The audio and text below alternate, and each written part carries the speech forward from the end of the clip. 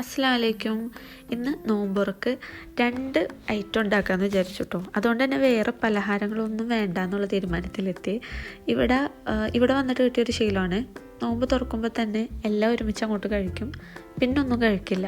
അതാകുമ്പോൾ നമുക്ക് ഉറങ്ങാൻ നേരമൊക്കെ ഭയങ്കര വയറൊക്കെ എന്താ പറയുക, നല്ല സുഖമായിരിക്കും. അത്താഴം എണീക്കുമ്പോൾ അത്യാവശ്യം വിശക്കുകയും ചെയ്യും കഴിക്കാൻ വേണ്ടിയിട്ട്. അതുകൊണ്ട് തന്നെ നമ്മൾ നോമ്പ് തുറക്കുമ്പോൾ 2 ഐറ്റമായിട്ട് ഉണ്ടാക്കുകയാണ്, വേറെ പലഹാരങ്ങളൊന്നുമില്ലാതെ. ഒന്ന് ചിക്കൻ റാപ്പും ഒന്ന് കട്ട്ലേറ്റുമാണ്. അപ്പോൾ ചിക്കൻ റാപ്പിന് വേണ്ടിയിട്ടുള്ള മാരിനേഷൻ, ബേസിക് ആയിട്ടുള്ള ചിക്കൻ്റെ ബ്രസ്റ്റ് പീസിൽ മാരിനേറ്റ് ചെയ്തിട്ട് ഞാനിവിടെ മാറ്റി വെച്ചിട്ടുണ്ട്. ഒരു പാനിൽ കുറച്ച് സവാളയും ക്യാപ്സിക്കം തക്കാളിയും ഇതുപോലെ ഒന്ന് വഴറ്റിയെടുക്കുന്നുണ്ട്. ഇച്ചിരി കുരുമുളക് പൊടിയും ഉപ്പും മാത്രം ഇട്ടിട്ടുള്ളൂ കേട്ടോ. അപ്പോൾ ഇവിടുത്തെ സവാള കുറച്ചുകൂടി നമുക്ക് വെറുതെ കടിച്ച് തിന്നാനായിട്ട് പറ്റില്ല, ഇച്ചിരി ഗ്യാസ് ഭയങ്കര കൂടുതലാണ്. അപ്പോൾ അതുകൊണ്ടാണ് ജസ്റ്റ് ഒന്ന് വഴറ്റിയെടുക്കുന്നത് കേട്ടോ. എന്നിട്ട് സെയിം പാനിൽ തന്നെ ഞാൻ കട്ട്ലേറ്റിന് വേണ്ടിയിട്ടുള്ള ചിക്കൻ്റെ ബേസിക്കായിട്ടുള്ള മസാല റെഡിയാക്കുവാണ്. വേറൊന്നുമില്ല, ഇവിടെ പൊട്ടറ്റോ വെന്തിട്ടുണ്ട്, ചിക്കനും സവാളയും പിന്നെ നമ്മുടെ വെളുത്തുള്ളി ഇഞ്ചി, ആകെ മീറ്റ് മസാലയും അതുപോലെ ഗരം മസാലയും മാത്രമായിട്ടോ ആഡ് ചെയ്തിട്ടുള്ളൂ. പിന്നെ ഇച്ചിരി നാരങ്ങാനീരും ഉപ്പും, വേറൊന്നും തന്നെയില്ല. അപ്പോൾ അതും നല്ലതുപോലെ വഴന്ന് വന്നിട്ട് വേറെ വെജിറ്റബിൾസ് ഒന്നും ഞാൻ കട്ട്ലേറ്റിൽ ആഡും ചെയ്തില്ല കേട്ടോ.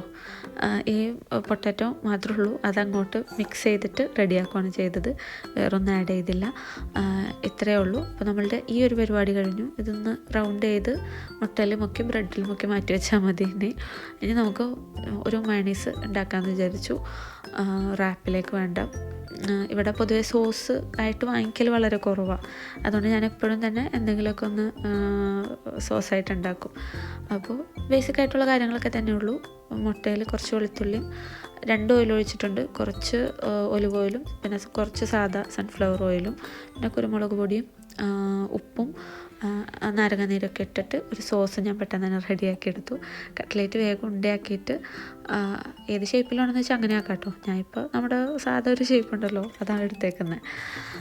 അത് മുക്കി ബ്രെഡിലൊക്കെ തേച്ച് മാറ്റി വെച്ചിട്ടോ. പിന്നെ ഇത് ഞാൻ നേരെ ഫ്രയറിലോട്ട് കയറ്റി. എന്തായാലും ഓയിലിൽ അതും ഇതൊക്കെ പരിപാടി ഉള്ളതുകൊണ്ട് തന്നെ ഇതിനിപ്പോൾ ഓയിലിൽ ചെയ്യണ്ടെന്ന് വിചാരിച്ചു. അപ്പോൾ ചെറുതായിട്ടൊന്ന് തൂവി കൊടുത്തിട്ടുള്ളൂ, ബാക്കി എയർ ഫ്രയർ ആക്കിക്കോളൂ. അപ്പോൾ നേരെ കട്ട്ലേറ്റ് പൊരിച്ചെടുത്തു. റാപ്പിന് വേണ്ട പൊറോട്ട റെഡിയാക്കിയെടുത്തു, അത് ഫില്ല് ചെയ്തു, കട്ട്ലേറ്റും റെഡിയാക്കി. അപ്പോൾ ഇതാ റാപ്പും ഇവിടെ റെഡി ആയിട്ടുണ്ട്, കട്ട്ലേറ്റും റെഡി ആയിട്ടുണ്ട്. ഇതൊക്കെയായിരുന്നു നോമ്പിൻ്റെ വിഭവം കേട്ടോ.